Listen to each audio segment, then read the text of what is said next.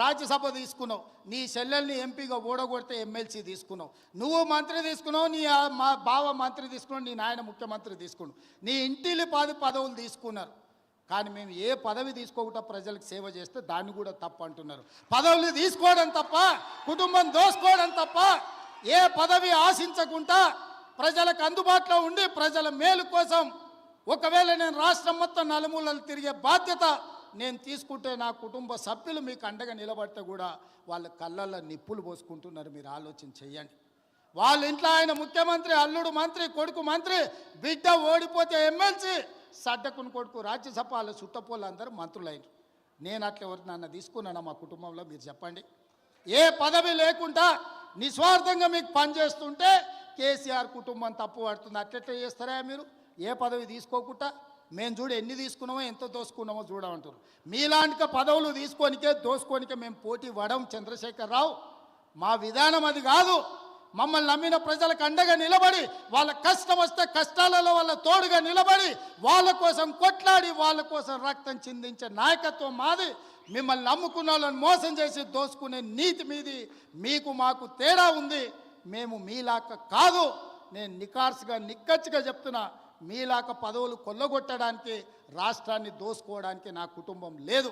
నా కుటుంబం నాకు మీరు ఆశీర్వదించే అవకాశం ఇచ్చినందుకు మీకు అండగా నిలబడాలని సమయం ఇస్తున్నారు. ఇన్నేళ్ళైంది నేను మీకు ఇక్కడికి వచ్చి. ఈడున్న వాళ్ళందరూ నన్ను వ్యతిరేకించేటోళ్ళు రాజకీయంగా కూడా నియోజకవర్గంలో ఎవరి దగ్గరైనా ఒక్క రూపాయి ఎప్పుడైనా ముట్టుకున్నానా? మీరు చెప్పండి. చెప్పండి. మీరు వీలైనంత వరకు మేము సాయం చేసినాం. నేను బస్ డిపోకి భూమి ఇచ్చిన, నేను సబ్స్టేషన్లకు భూమి ఇచ్చిన, నేను పాఠశాలలకు భూములు ఇచ్చిన, నేను సొంతంగా కొని ఇవాళ కోస్గిల బస్ డిపోకు ల్యాండ్ ఇచ్చిన. ఎన్ని కోట్ల రూపాయల విలువనో ఇవాళ మీరే చెప్పండి. ఇవాళ మన సబ్స్టేషన్లకు భూములు కొనిచ్చినాం. ఏ ఊర్లో గుడి కట్టినా, బడి కట్టినా, ఎవరు పిల్లలు చదువులకు ఫీజులు కావాలన్నా, ఎవరు ఏం కావాలన్నా మా ఇంట్లోకి వెళ్ళి పైసలు ఇచ్చి కొడంగల్ నియోజకవర్గాన్ని ఆదుకున్నాం. పోయిన 5 ఏళ్లలో ఒక ఆయన ఈడ ఉండే ఏం వసూలు చేసిండో మీకు తెలుసు కదా. ఎంతమందిని ముంచిండో మీకు తెలుసు కదా. నేను చెప్పాల్సిన అవసరం ఉందా? ఇవాళ వాళ్ళలాగా మనం దోసుకుంటలేమని వాళ్ళ కడుపులో మంటలేస్తుందట. అందుకే నిన్న మన మనోళ్ళందరూ కడుపు మంటకు మందు పంపించారు, కొంచెం దాగి పండుకోరని. అందుకే మిత్రులారా, ఇవాళ ఇంత తక్కువ సమయంలో ఇంత మంచి కార్యక్రమాన్ని ఏర్పాటు చేసి రాష్ట్రానికి అమలు చేస్తున్న సంక్షేమ పథకాలు, రైతు భరోసా, రైతు ఆత్మీయ భరోసా, ఇందిరమ్మ ఇండ్లు, నూతన రేషన్ కార్డుల కార్యక్రమాలను, 4 అద్భుతమైన సంక్షేమ కార్యక్రమాలను ఇవాళ కొడంగల్ శాసనసభ నియోజకవర్గం నుంచి ఈ రాష్ట్రానికి అంకితం చేస్తున్నాం. రాష్ట్రంలో ఉన్న ప్రతి ఒక్కరికి నా విజ్ఞప్తి, తెలంగాణ రాష్ట్ర ముఖ్యమంత్రిగా మార్చి 31 తారీఖు లోపల ఈ కార్యక్రమం నిరంతరం కొనసాగుతుంది. ప్రతి లబ్ధిదారుడికి, అర్హుడైన ప్రతి వాడికి ఈ పథకం అమలు జరుగుతుంది. ప్రతి శాసనసభ నియోజకవర్గంలో మార్చి 31 తారీఖు లోపల ప్రతి నియోజకవర్గానికి 3500 ఇండ్ల లెక్కన 4,50,000 ఇండ్లు, 22,500 కోట్ల రూపాయలతోటి ఇందిరమ్మ ఇండ్లు అమలు చేసే బాధ్యత కాంగ్రెస్ పార్టీ తీసుకుంటుంది.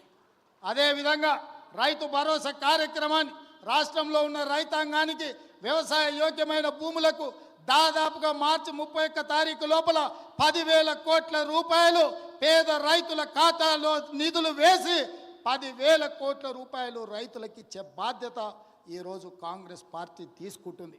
అదేవిధంగా ఇందిరమ్మ ఆత్మీయ భరోసా, భూమి లేని నిరుపేదలకు ప్రతి పేదవాడి కుటుంబానికి సంవత్సరానికి 12,000, మొదటి విడతగా దాదాపుగా 10 లక్షల కుటుంబాలకు 6,000 చొప్పున మార్చి 31 తారీఖు లోపల మీ ఖాతాలో వేసే బాధ్యత ఈరోజు ఈ ప్రభుత్వం తీసుకుంటుంది.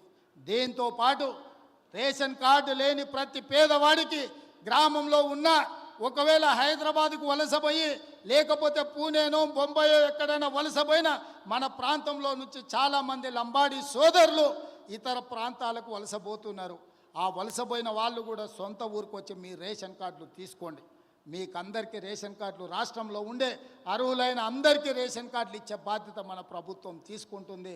రేషన్ కార్డు ఉన్న ప్రతి వాళ్లకు సన్న బియ్యం ఇచ్చే బాధ్యత మన ప్రభుత్వం తీసుకుంటుంది. కాబట్టి మిత్రులారా, ఈ పథకాలన్నిటిని అమలు చేయాలంటే మీరు అండగా నిలబడండి. ఈ పథకాలన్నీ ఎవరు అడ్డుపడ్డా వాళ్ళని అడ్డు తొలగించుకొని వీటిని అమలు చేసే బాధ్యత నేను తీసుకుంటా.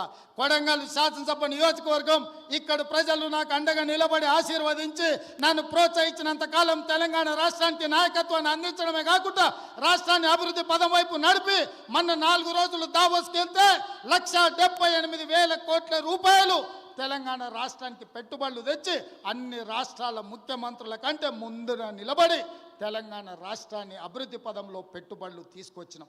అదేవిధంగా తెలంగాణ రాష్ట్రంలో సంక్షేమ పథకాలను అమలు చేసే బాధ్యత నేను తీసుకుంటా. ఈ అన్ని పనులు చేయాలంటే మీరు నిండు మనసుతో ఆశీర్వదించాలి. కొడంగల్ శాసనసభ నియోజకవర్గం రాజకీయాలకు అతీతంగా అండగా నిలబడండి. మనకు ఒక అవకాశం వచ్చింది. ఈ అవకాశాన్ని జార విడుచుకుంటే మళ్ళీ 50 ఏళ్ళు అవుతుందో 60 ఏళ్ళు అవుతుందో మనకి ఇట్లాంటి అవకాశం వస్తుందో రాదో కూడా నాకు తెలియదు. అందుకే రాజకీయాలకు అతీతంగా కొడంగల్ శాసనసభ నియోజకవర్గాన్ని అభివృద్ధి చేసుకుందాం. చిన్న చిన్న పంచాయతీలు చిల్లర పంచాయతీలు పక్కన పెట్టండి, అభివృద్ధి చేసుకుందాం. ఈ 10 ఏళ్ళు ప్రపంచంతోనే పోటీ పడే విధంగా రాష్ట్రానికి ఆదర్శంగా ఉండే విధంగా కొడంగల్ శాసనసభ నియోజకవర్గాన్ని ఒక ఆదర్శ నియోజకవర్గంగా అభివృద్ధి నియోజకవర్గంగా మనం మార్చుకుందాం.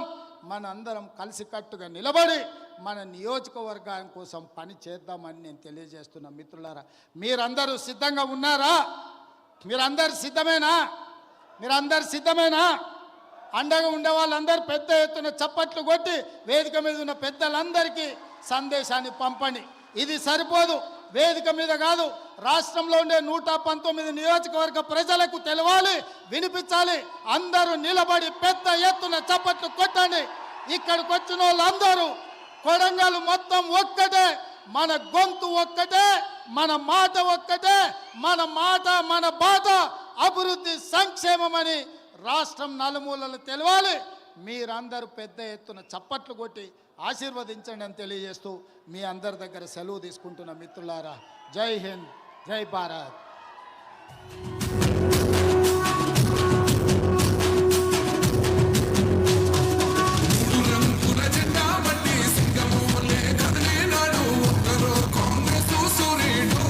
మన రేవంతన్నా నిగ్గది